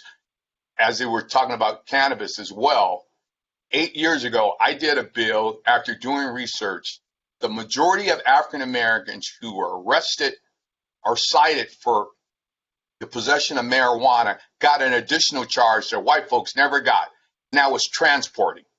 Even if you had a $10 bag and you were on a bike, a skateboard, or in a car, they gave you the additional charge of transporting. Where we had white folks flying down Sunset Boulevard or Pacific Coast Highway in Malibu with an ounce of cocaine, and all they got was a possession charge. So this is an area that we really need to look at because there is a clear nexus. Slavery and what we see today, this is an extension of it. So I'll just stop there. But thank you for all the testimony. And, we got a lot of work to do. Okay, Senator Bradford, thanks for your work on decertification. Assemblymember Reggie Jones, you're recognized. And one of the scariest things for law enforcement and for white people who want to continue slavery is the fact that in California, the chairs of both the Senate and Assembly Public Safety are two brothers. We are like right now the gatekeepers. We're now in a fight right now to stop this school to prison pipeline. Mr. Bradford and I, yesterday, we missed part of the meeting yesterday because we were dealing with members of the Assembly and the Senate that are constantly bringing in bills to overturn Prop 47, to bring back 3 strikes, to do whatever they can to go back to the day when we were overcrowded in prisons. When I got here in 2012, we're like at 150,000. And because of the work of the Black Caucus and others, we're now down below 100,000, which means we need fewer prison guards. And with that, the prison guards came after me in 2020, spent $2 million to try to get me out of office because we were, as a group, we were going to close prisons. And we are closing prisons now. And that has never been done in the history of California. We build prisons like it's going out of style, but we do not close prisons. And right now, we're in task to close at least 5 prisons right now. And that's never been done in the history of California. But that also means that people aren't recidivating, costing us $80,000 to $100,000 a year to incarcerate people that look like us. When we could spend the same amount, 4 years, they have a degree, and they're working in society. But we're spending all this money for LWOP, for life without a possibility of parole, for life sentences, to keep Black people in jail because it feeds the prison industrial system. It's an insidious system that is worth billions and billions of jobs and billions of dollars. And to fuel that, law enforcement has to feed the dragon. And unfortunately, the way they feed that prison population is with us. That's what they do. They feed it with us. Right now in California, we're trying to cut that off, not only here, but I had meetings with the LA County with our new chair of LA County, Holly Mitchell, and Sheila Kuehl. And all they want to do is programs that deal with healing and getting people back into society. And because they know that affects disproportionately, as you could see in the material you saw, the sheriff that we have in LA County is no joke. And if he has his way and gets reelected, he is going to not only put more Black and brown folk in jail. I worry about the ones that survive an encounter with the LA sheriff over those years. And so we're now working to hopefully get someone in there that's the exact opposite, and that is going to work with us to make sure that harm that you've all heard today, that Mr. Bradford and I have known and have been dealing with for several years. When he says we should make this at the top of our concern, because this is a direct damage that you can link directly back to slavery.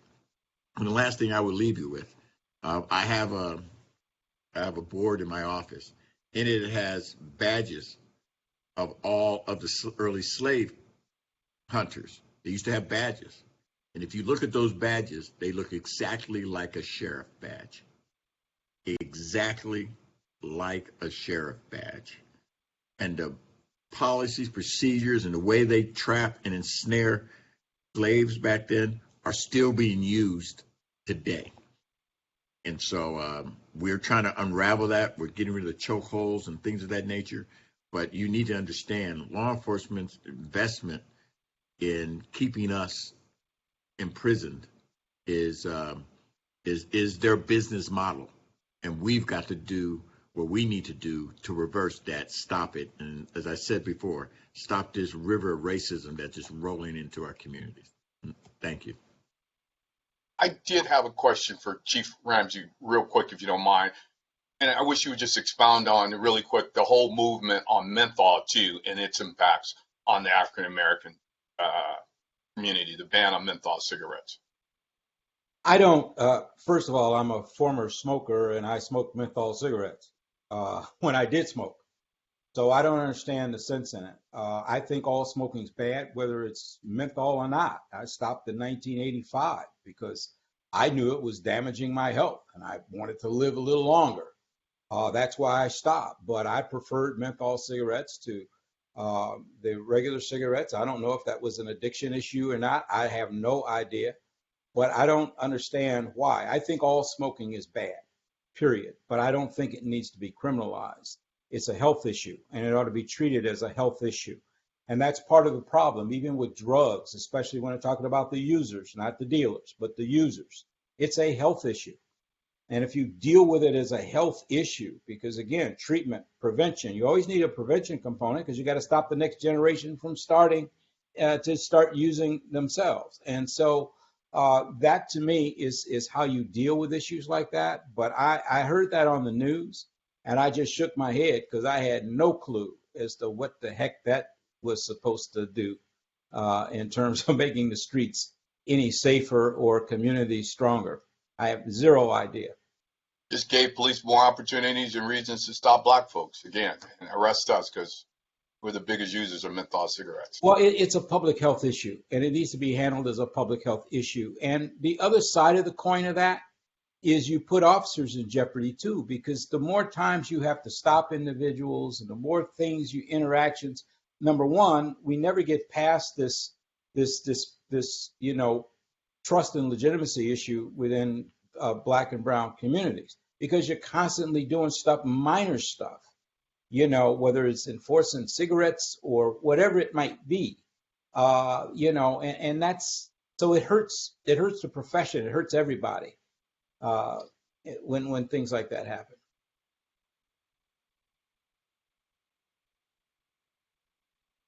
Member Grills, you are recognized. Thank you. My question is for Mr. Menschel, but actually this could go to any of the presenters, and thank you so much for your testimony today.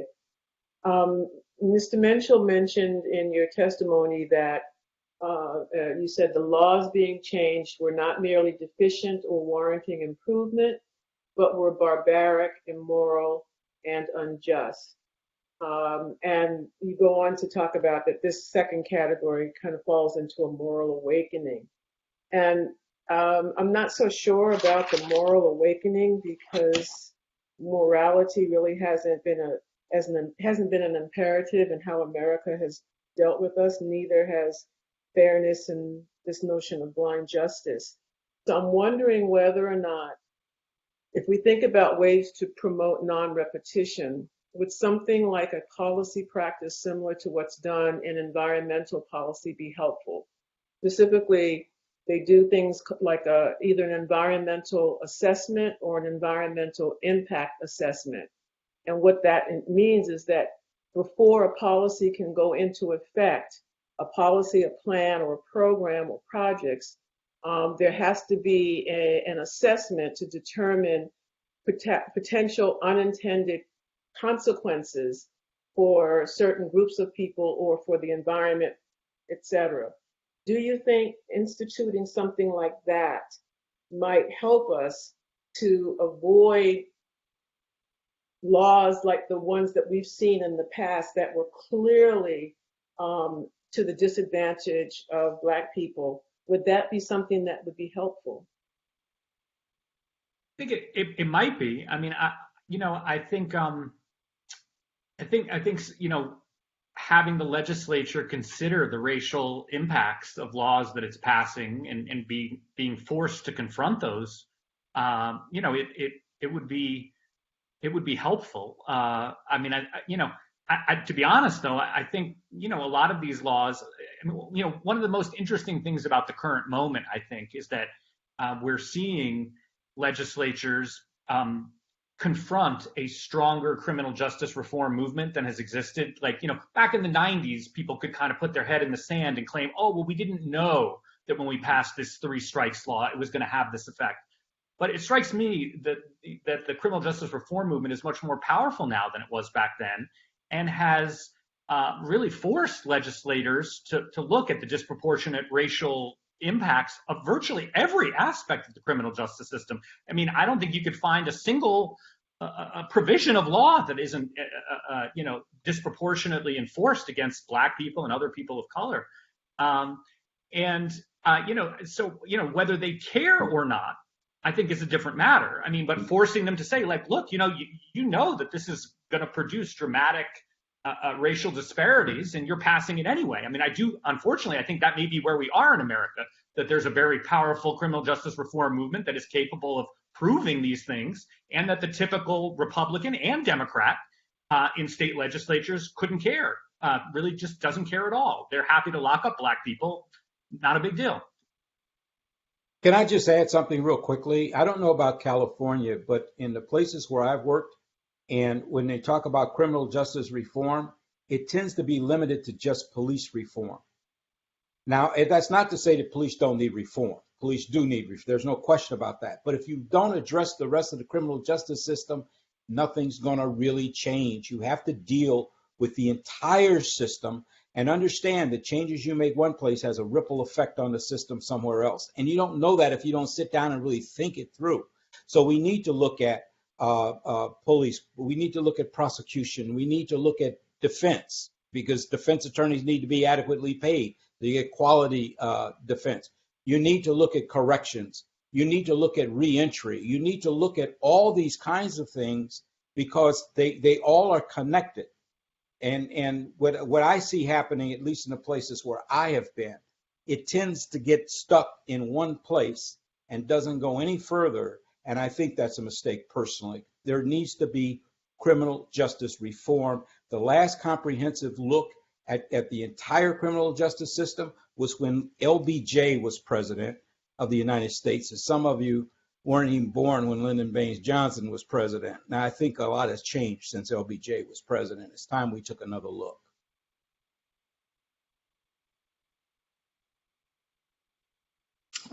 This is Lisa Holder. I want to thank the panel. I wanted to direct my question to Chief Ramsey, but to anyone on the panel as well.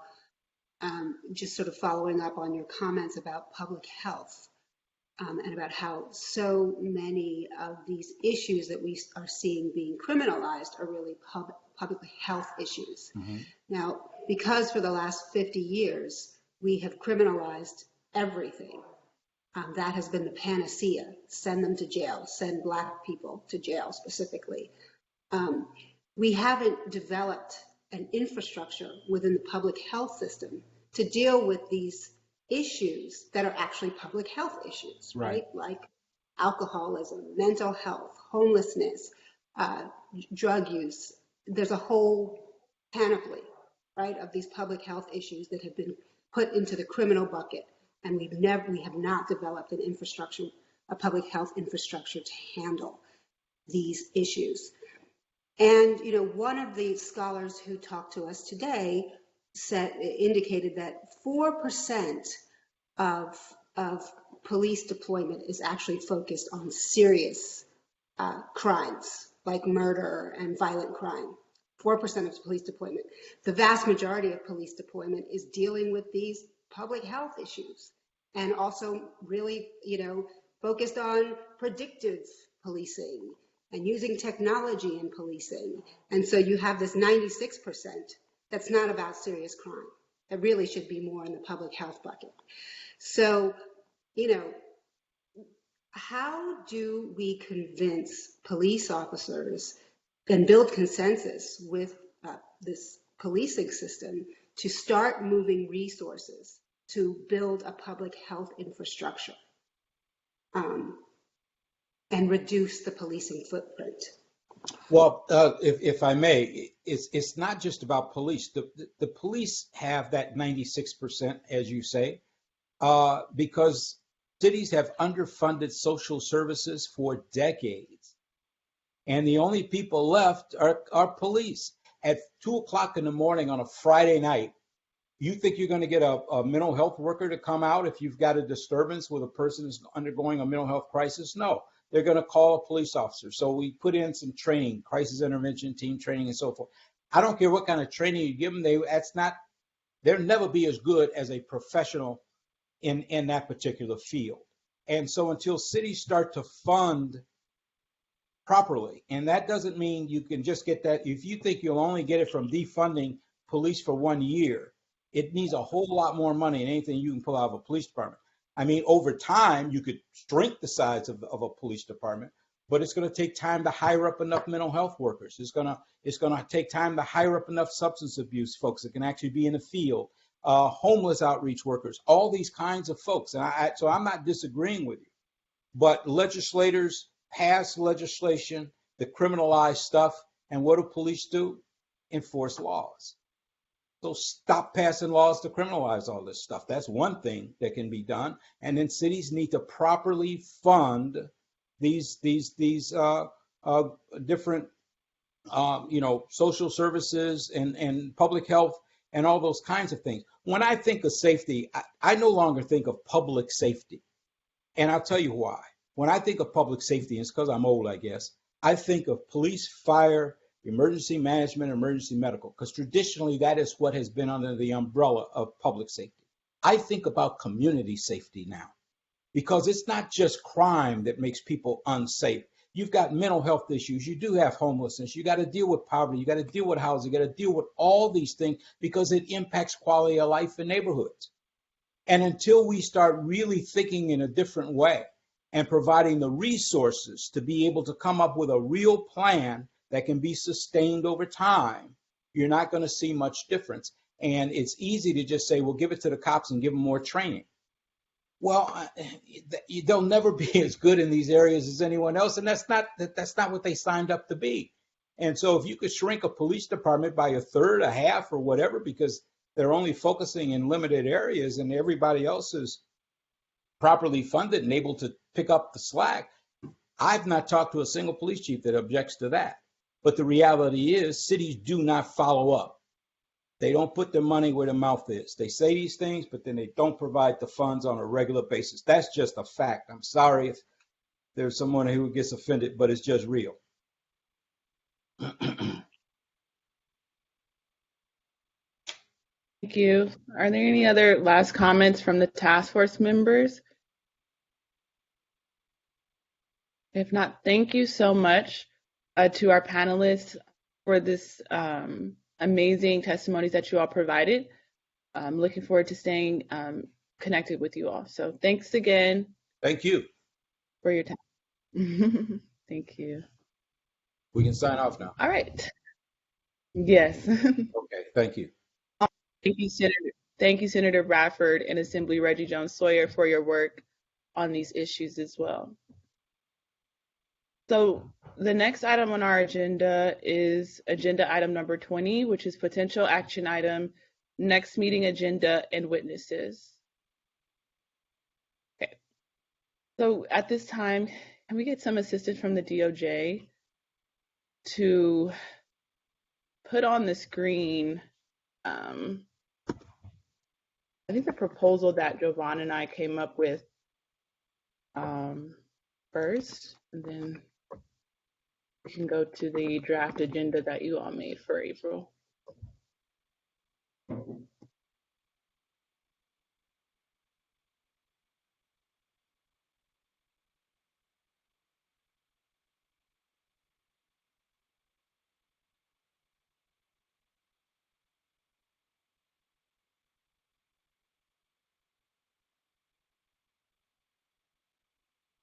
Madam Chair, we are currently loading up those documents. Will just be one moment.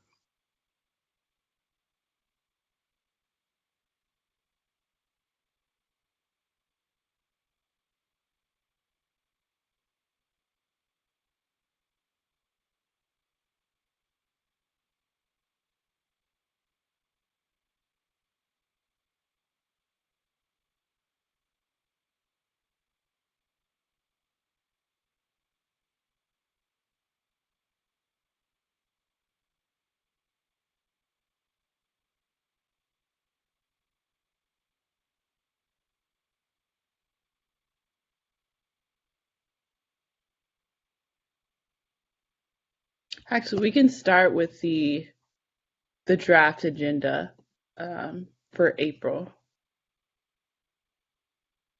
And I don't have a problem sharing my screen either. So, I mean, I'm patient, so it's fine, but I can also share my screen.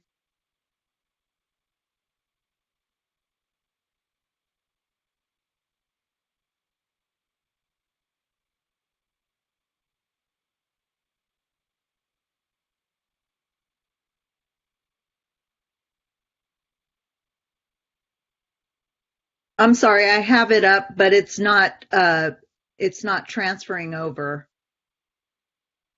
If someone has a copy and can share it quickly, it's not allowing me to share.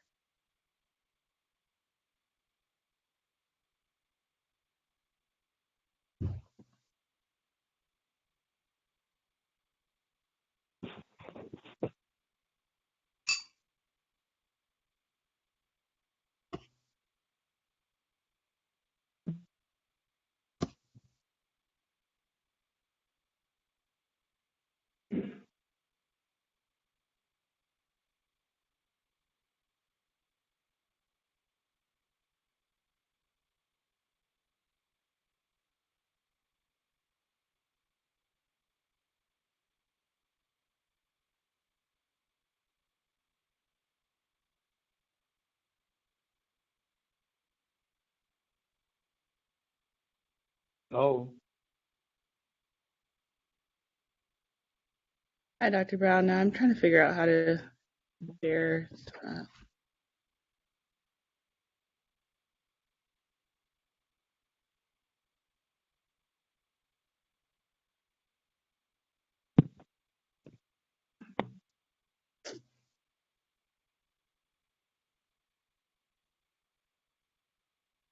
Okay, can people see the screen? Yes, I can. Okay, thank you. Okay, so this is the draft agenda for our April meeting. And so the April meeting will be our first in-person meeting, and it will be held on April 13th, 2022, and April 14th, 2022. So in January of 2022, we stated that we're going to discuss the final report approval in the April meeting. We're also going to discuss how to educate the California public on the findings in the report.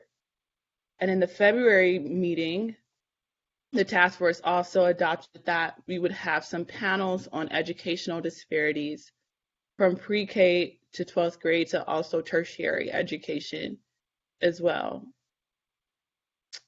We also said we would have an introduction to the communication firms and their communication strategy. So potential items for task force consideration. Does the task force have any feedback to share with staff on the potential witnesses for upcoming meetings? And then I'll show the potential witnesses listed below. Please note that the DOJ staff will rely on this list to reach out to potential witnesses. Please also note that DOJ staff will continue to add witness names to this list recommended by task force members, as potential witnesses may decline their invitation to testify. Other discussion on action items. The task force may wish to consider whether to include other items on the agenda. The DOJ staff will work to create space on the agenda for additional items on the agenda. Please note that the template agenda included below is a draft and will change. So this is a template agenda for April 13th, which would be around community education, community disparities in institutions. So the first panel would be on pre-K to 12th grade education institutions. The second panel would be on college to professional educational institutions. And the third panel would be on school to prison pipeline.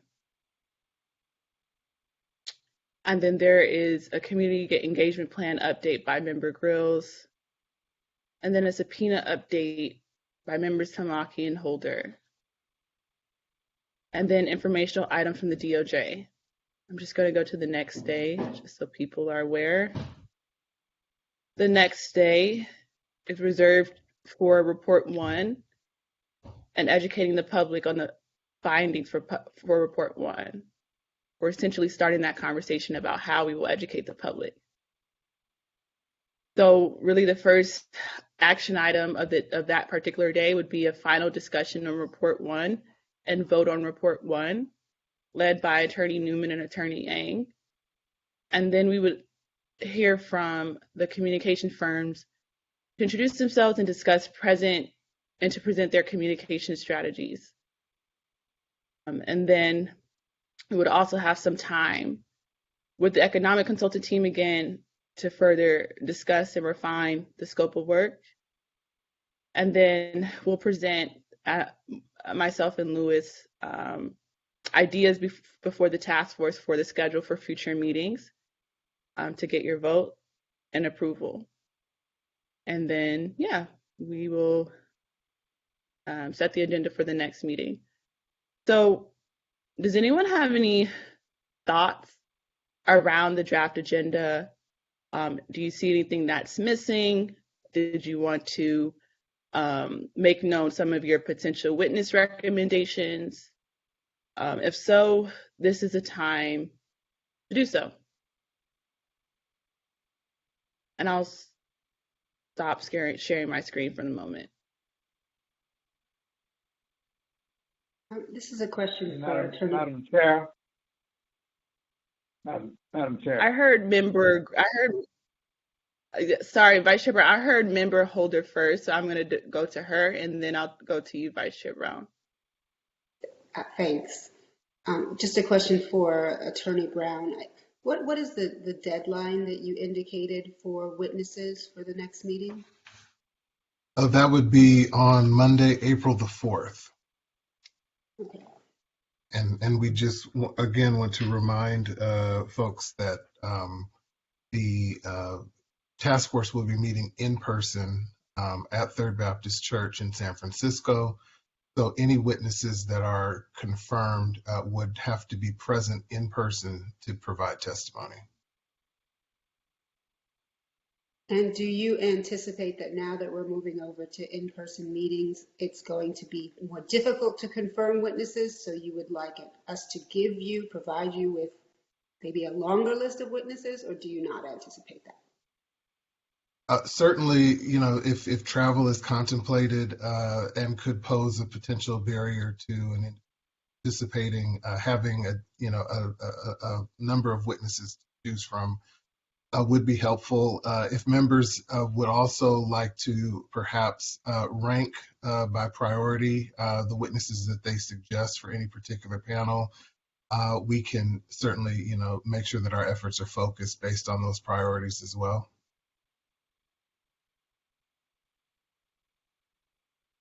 Okay, so I'm pretty sure it's clear on my side, but just for the public. So since we're meeting in person, that disallows anyone to give virtual testimony, so to speak, right? So the task force members are meeting in person, which means that all the witnesses have to meet in person. So we cannot allow for virtual testimony of any kind.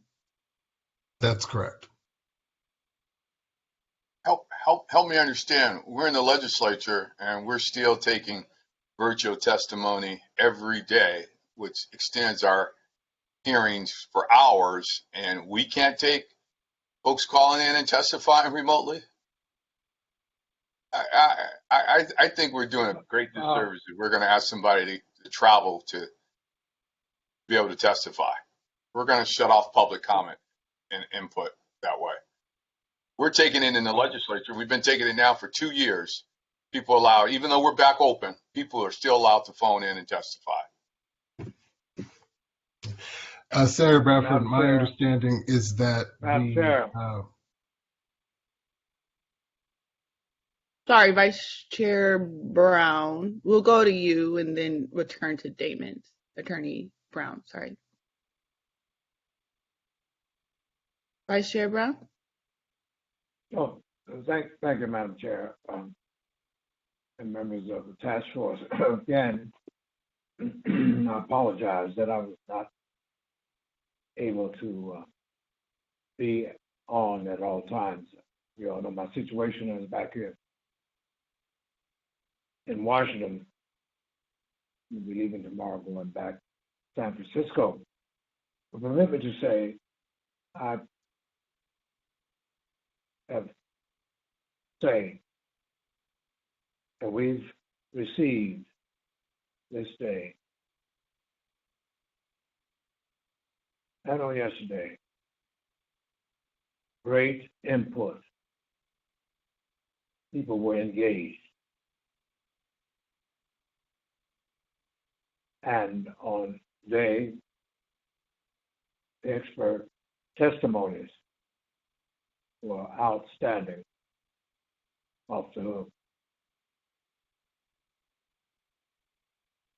And as we look at the close of this day, I hope that we would see that the reason why they wanted to lock us up and brutalize us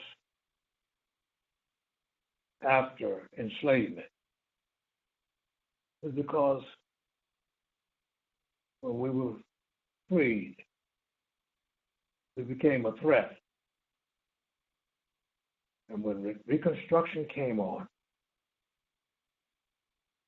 we proved that what they had said about us, what Aristotle said about us, was a lie. We knew how to produce. And that's why the state of Mississippi, my home state, had more lynchings per capita than any state in this nation, from 1882 up to 1968. To be exact, more like about 581 lynchings. Those are the ones that were counted. But not many people have heard about the massacre at Clinton, Mississippi, 12 miles west of Jackson, where 50 blacks were massacred by racist Democrats who wanted to turn the clock back on the progress that we made even in Mississippi, where we had way back there even per capita more elected public officials than in the state of the union. In the last 25 years, it's been the same way. Again, let's remember, when we began to make progress, even with the election of Mr. Obama, first black president of this nation, it was then that old McConnell, and they were being sworn in,